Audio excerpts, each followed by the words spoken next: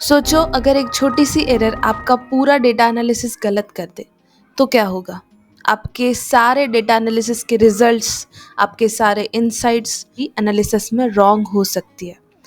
इसी वजह से ये एरर हैंडल करना बहुत ज़्यादा इम्पॉर्टेंट है। टेंशन मत लो, क्योंकि आज हम हमारी वीडियो में वही देखने वाले हैं कि क्या होती है error handling and error handling की क्या टेक्निक्स है। तो चलिए स्टार्ट करते हैं आज की वीडियो।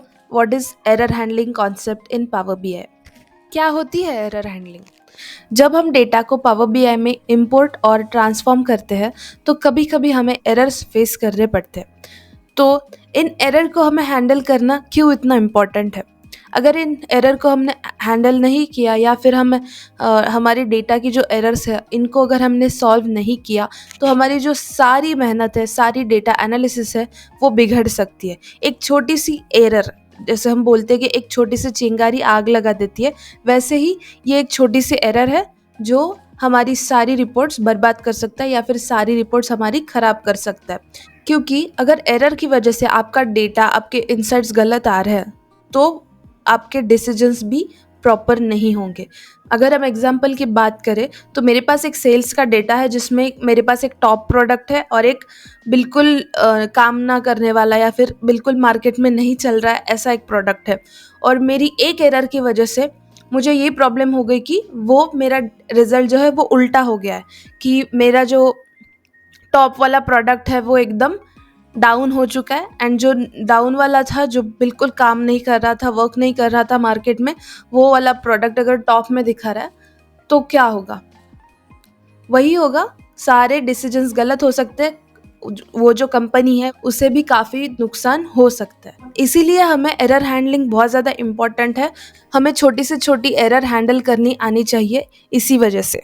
तो हमने देखा एरर हैंडलिंग होती क्या है। एरर हैंडलिंग मतलब कुछ नहीं, एरर को हम हैंडल करना है, सारी एरर्स जो होती है वो हमें सॉल्व करनी है। इन एरर्स के कुछ टाइप्स होते हैं, जैसे मिसिंग वैल्यूज़ हो गया, जो हम ट्रांसफॉर्म करते टाइम हमारे पास नल वैल्यूज़ होते हैं, ब्लैंक वैल्यूज़ होते, ये एक टाइप है एरर में। देन डेटा टाइप मिसमैच, मेरे पास डेटा में अगर डेट है और उसका डेटा टाइप है टेक्स्ट, तो ये एक हो गया डेटा टाइप मिसमैच एरर। फिर होते हैं कुछ कैलकुलेशंस एरर, जैसे डिवाइड बाय ज़ीरो हो गया। तो ये हम एक एरर को आइडेंटिफाई कैसे कर सकते हैं? पावर बीआई में हर जगह जब आपको एक रेड कलर का बॉक्स या रेड कलर का ट्रायंगल दिखाई दे तो आप समझ जाओगे कि ये वहाँ पे एरर है। और अगर आप उस एरर पे क्लिक करोगे या फिर होवर करोगे तो आपको आपके एरर का मैसेज दिखेगा कि वो एरर क्या है। जैसे जैसे मान लो एक एरर हो सकती है कि we can not convert the value of ABC into type number. अगर मैंने टेक्स्ट को नंबर में ऐड कर दिया तो मुझे एरर आएगी। अगर मैंने टेक्स्ट डेटा टाइप को नंबर के डेटा टाइप में कन्वर्ट कर दिया तो मुझे वो। इन सारे एरर्स को हैंडल करने के लिए हमारे पास पावर क्वेरीज में कुछ पॉपुलर टेक्निक्स है, कुछ फंक्शंस है जो हम यूज़ करके हमारी सारी एरर्स हैंडल कर सकते हैं। कुछ हमारे पास फंक्शंस है जो हम डैक्स कैलकुलेशन के टाइम कैलकुलेटेड कॉलम्स पे, मेजर्स पे यूज़ करते हैं, और कुछ ऐसे हैं फंक्शंस जो हम एम क्वेरी पे डेटा ट्रांसफॉर्मेशन के टाइम हम यूज़ कर सकते हैं। तो चलिए स्टार्ट करते हैं वो कौन से टेक्निक्स है। हमारा सबसे पहला फंक्शन है और हमारी सबसे पहली टेक्निक है, हम एरर को हैंडल करते हैं इफ़ एरर फंक्शन के साथ। इफ़ एरर फंक्शन आपको एरर हैंडल करने का एक सिंपल तरीका प्रोवाइड करता है। ये आपके एक्सप्रेशन को इवैल्यूएट करता है और अगर कोई एरर आता है तो एक स्पेसिफाइड वैल्यू हमें रिटर्न कर। ओके, तो इसका मतलब हम एक वैल्यू रिटर्न करते हैं जिससे हमारी एरर जो है वो हैंडल हो जाती है। ये हमारा सेल्स डेटा है। ओके, तो इसके साथ ही हम एरर हैंडल करने वाले हैं। ओके, तो ये हम जाते हैं पावर बीआई में, पहले इंपोर्ट कर लेंगे।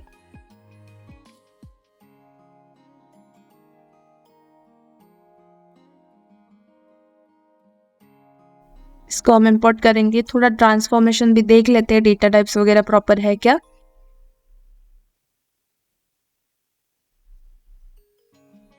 सेल्स आईडी का डेटा टाइप नंबर है, करेक्ट है। सेल्स अमाउंट करेक्ट है। Discount, total quantity, cost, online sales and store sales. Okay, सारा न्यूमेरिकल डेटा ही है और जहाँ पे कहीं पे ज़ीरो वैल्यूज़ है, कहीं पे नल वैल्यूज़ है। ठीक है, तो अब हम देखेंगे कैलकुलेशन टाइम पे हम एरर हैंडल कैसे कर सकते हैं। ओके, क्लोज एंड अप्लाई कर दूंगी मैं इसे।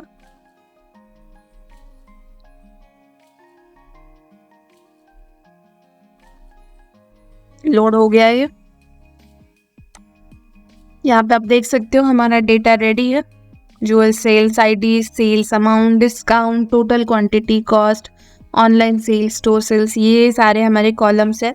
तो इसको प्रॉपरली करने के लिए मैं सबसे पहले न्यू कॉलम ऐड करूँगी। हमारा कॉलम मुझे चाहिए नेट सेल्स। ओके, तो नेट सेल्स क्या होती है? नेट सेल्स मतलब क्या? एक जो पूरा सेल्स का हमारा अमाउंट है, उसमें से डिस्काउंट हो, प्रॉफिट हो, वो सब माइनस करके जो वैल्यू आ रही है वो होती है हमारी नेट सेल्स। ओके, वो हम कैसे करेंगे? सबसे पहले हमने जो कॉलम किया है क्रिएट, उसका हम नाम दे देंगे नेट सेल्स। देन अब मुझे यहाँ पे आप देख रहे हो नल वैल्यूज है, तो वहाँ पे एरर आ सकती है। ओके, तो हम क्या करेंगे? हम ऐड करेंगे हमारा इफ एरर एंड। अब जैसा मैंने कहा था कि नेट सेल्स क्या आते हैं, सेल्स अमाउंट में से कुछ वैल्यूज माइनस करके हम हमारे नेट सेल्स निकाल सकते हैं। ओके, यहाँ पे नेट सेल्स सेल्स अमाउंट है हमारे पास एंड प्रॉफिट तो कहीं दिखाई नहीं दे रहा है, हमारे पास है डिस्काउंट। डिस्काउंट हमने जितना दिया है उतना माइनस करेंगे सेल्स अमाउंट में से, तो हमें हमारी क्या मिलेगी? Net sales. तो हम ये करेंगे, वहाँ पे से हमारा टेबल होगा सेल्स, कॉलम होगा अमाउंट, इसको हम कॉल करेंगे। अच्छा, आप ऊपर देख सकते हो इफ एरर का सिंटैक्स क्या है, ये याद रखो। इफ एरर में वैल्यू मतलब क्या है? एक्सप्रेशन, जो आपको एक्सप्रेशन देना है, आप जो आपको कैलकुलेशन करना है वो वैल्यू में होगा। एंड वैल्यू इफ एरर जो है, हमें अगर एरर है तो क्या रिटर्न करना है वो होगा। ओके, तो सेल्स है, सेल्स अमाउंट माइनस मुझे क्या करना है? सेल्स से डिस्काउंट। Okay, discount. अब मुझे क्या करना है? मुझे रिटर्न करना है। अगर एरर आती है, यहाँ पे एरर आती है, तो मुझे क्या करना है? यहाँ की वैल्यूज, जो सेल्स अमाउंट में वैल्यूज थी वही मुझे रिटर्न करनी है। माइनस करने के बाद, डिस्काउंट माइनस करने के बाद अगर मुझे एरर आती है तो सेल्स अमाउंट में जो भी डेटा है वो एज इट इज कॉलम में आ जाए, बस कॉपी पेस्ट हो जाए। ओके, तो उसके लिए हम क्या कर सकते हैं? सीधा सेल्स अमाउंट का कॉलम भी हम ऐड कर सकते हैं। इसको मैंने बंद किया। अब आप देख सकते हो क्या होता है, राइट?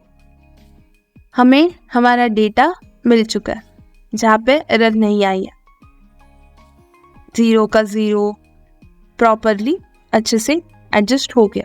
ओके, ठीक है, तो ये हो गया हमारा फर्स्ट टाइप, जो कि था इफ एरर। इसके बाद है हमारा नेक्स्ट फंक्शन है डिवाइड फंक्शन। अब डिवाइड फंक्शन क्या है?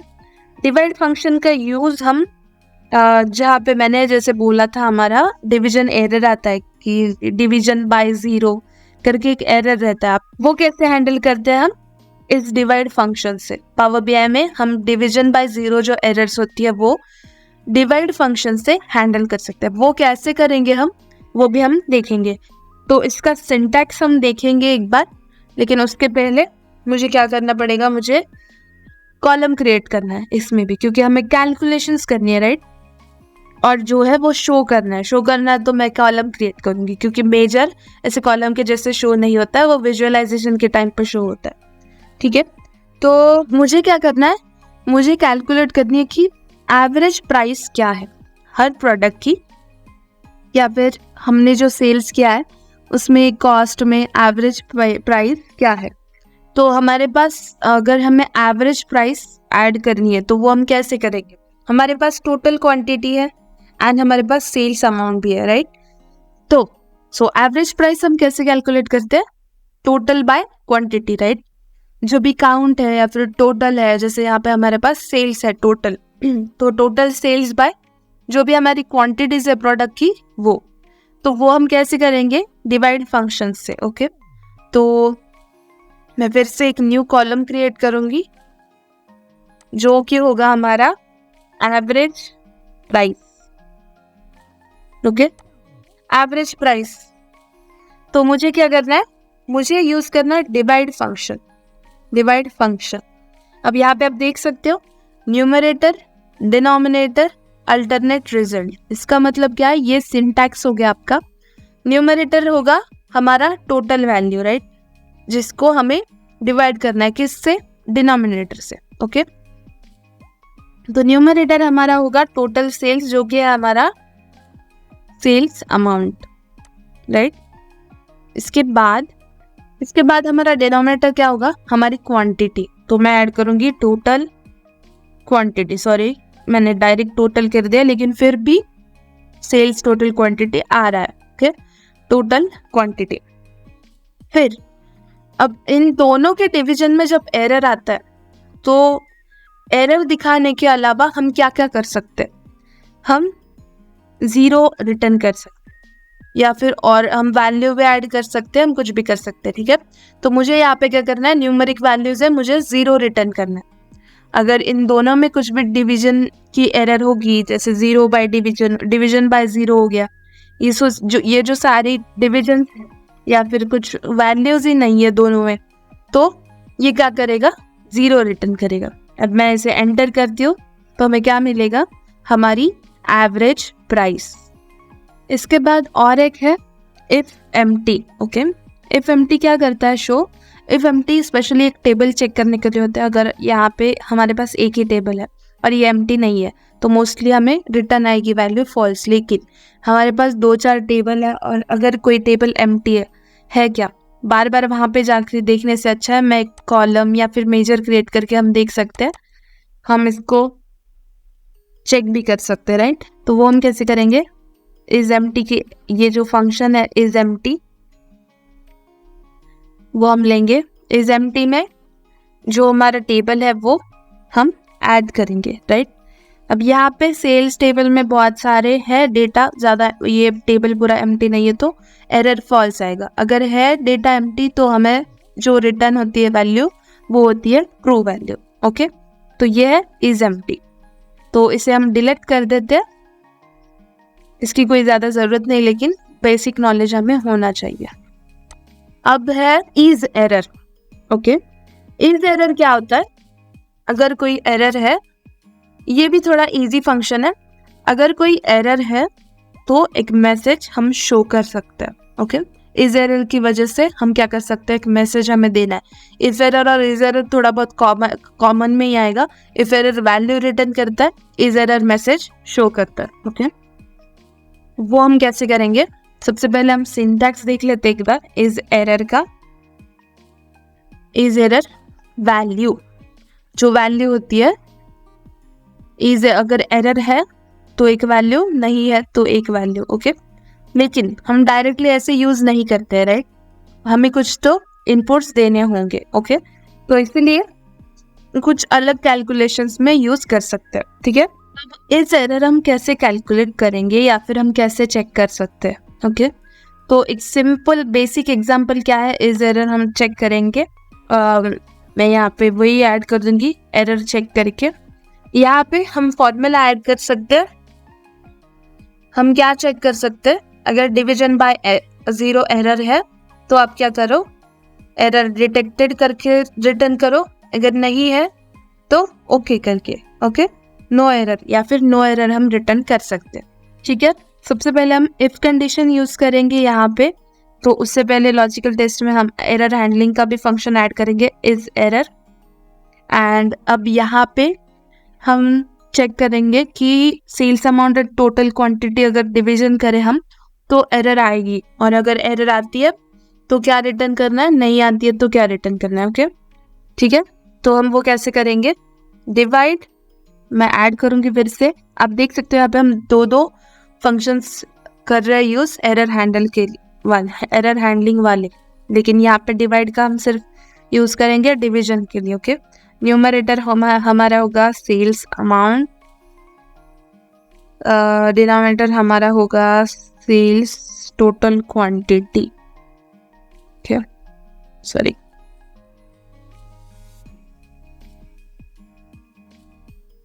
अब मैं क्या करूंगी, मैं यहीं पे ये क्लोज कर दूंगी, डिवाइड फंक्शन में क्लोज कर दूंगी। अब अगर एरर है तो मुझे क्या करना है, मुझे कैलकुलेशन एरर, ठीक, कि नहीं है तो नो एरर। ठीक है, हम सिर्फ एरर चेक कर रहे हैं। ओके, ठीक है, तो ये हमारा फंक्शन हो गया। हम ये रिटर्न करेंगे एंटर। देख सकते हो आप कहीं पे भी एरर नहीं आई है क्योंकि डायरेक्टली वो चेक हो रहा है। तो डिवीजन बाय 0 एरर कहीं पे भी नहीं आई है, इसीलिए नो एरर है। ओके, अगर एरर आती तो यहाँ पे कैलकुलेशन एरर हमें मिल जाता है। तो ये है इज एरर।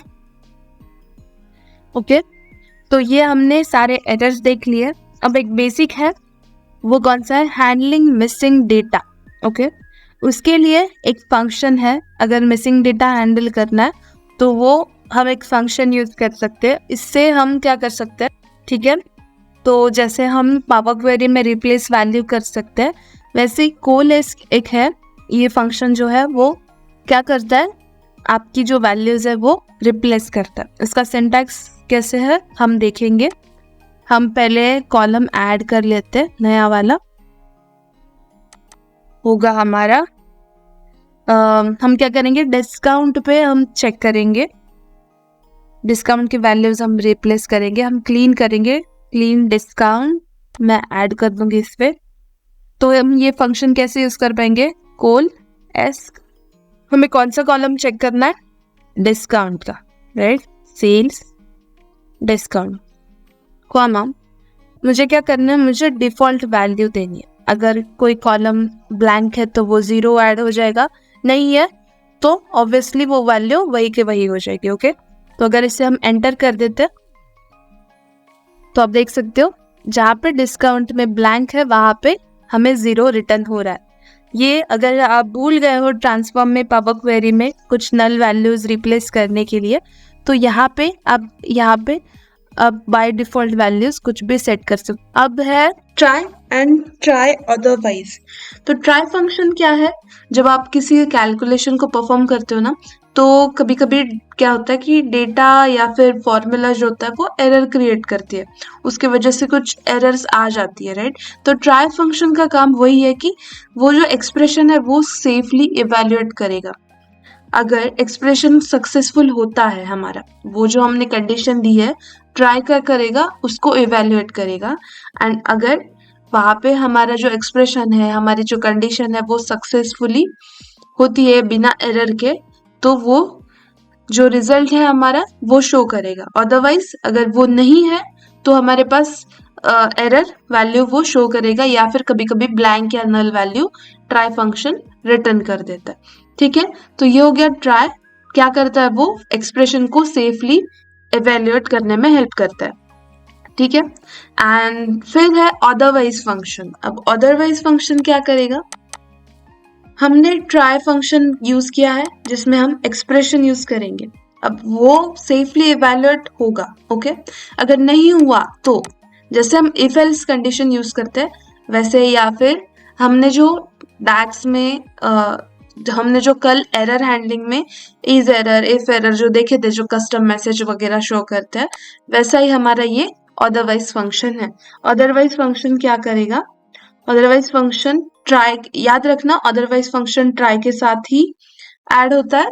तो फंक्शन ये क्या करता है, अगर ट्राई फंक्शन एरर डिटेक्ट करता है तो अदरवाइज फंक्शन का काम है कि वो एक ऑल्टरनेट वैल्यू रिटर्न करेगा, राइट। जैसे मैंने अभी कहा था, जैसे हमने इज एरर में, इफ एरर में मैसेज या फिर ऑल्टरनेट वैल्यूज शो किए थे, वैसे अब आपको लगेगा कि इज एरर, इफ एरर, इन सब में भी थोड़ा बहुत ये सेम ही है। बस ट्राई फंक्शन है जो अलग है कि वो देख रहा है कि सेफली इवेल्युएट हो रहा है या नहीं। ओके, बट बहुत मेन डिफरेंस क्या है is error, if error and try otherwise में। ट्राई फंक्शन, अदरवाइज फंक्शन हम कहाँ यूज करते हैं, हम यूज करते हैं एम क्वेरी में, जो हम डेटा ट्रांसफॉर्मेशन के टाइम कस्टम कॉलम्स क्रिएट करते हैं, जो पावर क्वेरी में होता है वो है एम क्वेरीज, राइट। तो उसमें हम यूज करते हैं। And is error, if error, ये जो है ये सारे हम डैक्स क्वेरीज में यूज करते हैं।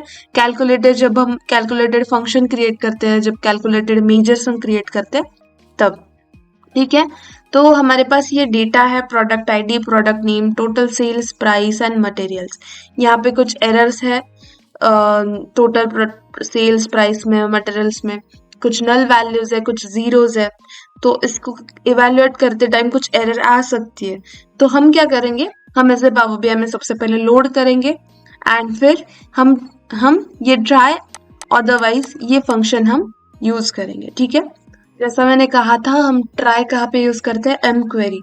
वो कौन सी होती है, ये सारी, या फिर अगर मैं कोई कस्टम कॉलम करूँ, कंडीशनल कॉलम में तो हम डायरेक्ट कंडीशन ऐड करते हैं, लेकिन कस्टम कॉलम के टाइम हम ये एम क्वेरीज जो है वो राइट कर सकते हैं, ठीक है। तो हम देखेंगे एक एक। तो सबसे पहले हम क्या करते हैं, ये नल कॉलम जो है रिमूव कर देते हैं, ठीक है। मैं चूज कर लेती हूँ डायरेक्टली।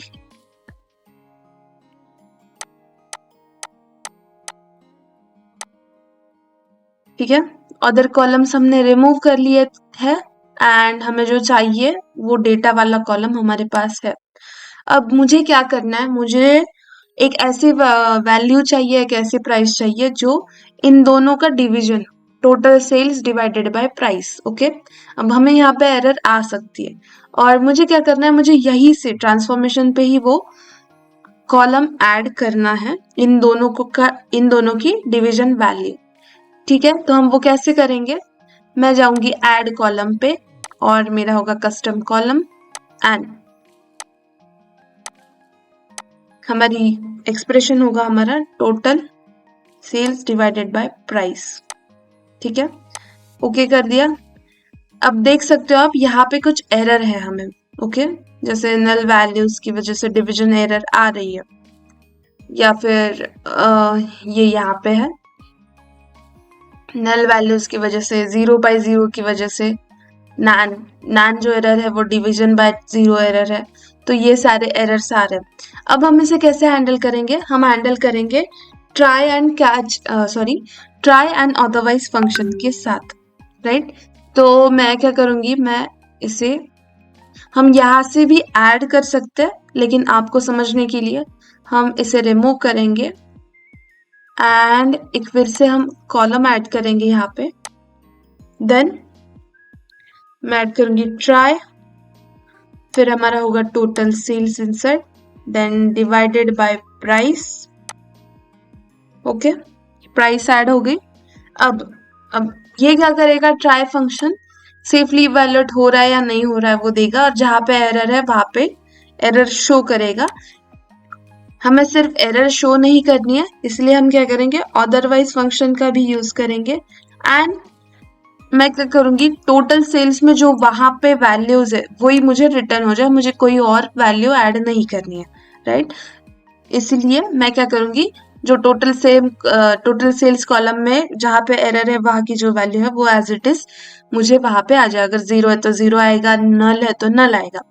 तो अगर हम इसे ओके कर देंगे तो देख सकते हो आप हमारी सारी एरर गायब होके जहाँ पे नल वैल्यूज थी वहां पे नल दिखाई दे रहा है हमें।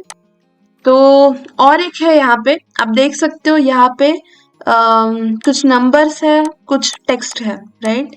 अगर मैं इन दोनों को, मुझे नंबर में चाहिए, अगर मैं इनका चेंज कर दूं डेटा टाइप होल नंबर में, तो क्या हो रहा है, हमें एरर आ रही है।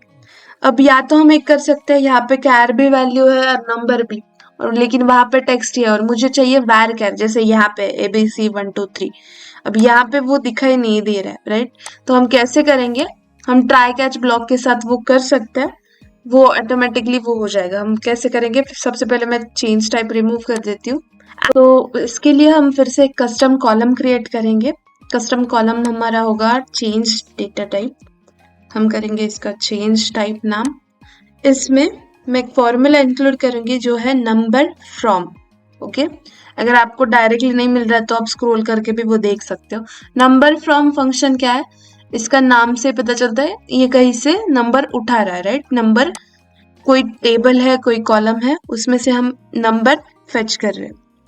तो नंबर फ्रॉम मैं ऐड करूंगी इसमें मटेरियल, नंबर फ्रॉम ब्रैकेट्स, इसमें होगा ऐड हमारा मटेरियल। अब मैंने इसको कर दिया ओके। तो आप देख सकते हो यहाँ पे एरर्स आ रही है, तो इसीलिए हम वहां पे भी ट्राई एंड अदरवाइज यूज करेंगे। वो कैसे यूज करेंगे, फिर से हम कस्टम कॉलम क्रिएट करेंगे,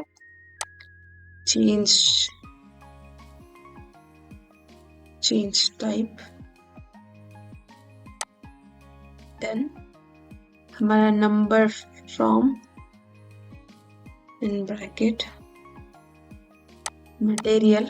अब इसे हम क्या करेंगे, ट्राई एंड अदरवाइज वाला ब्लॉक हम ऐड कर देंगे। ओके, ट्राई अगर एरर है, अदरवाइज तो मुझे क्या चाहिए, जो मटेरियल की जो वैल्यू है वो डायरेक्टली इसमें इन्वॉल्व होनी चाहिए। मतलब जहाँ पे एरर आ रही थी वहां पे मटेरियल में जो एज इट इज वैल्यू है बस वो कॉपी पेस्ट कर दो। तो मैंने इसे ओके कर दिया।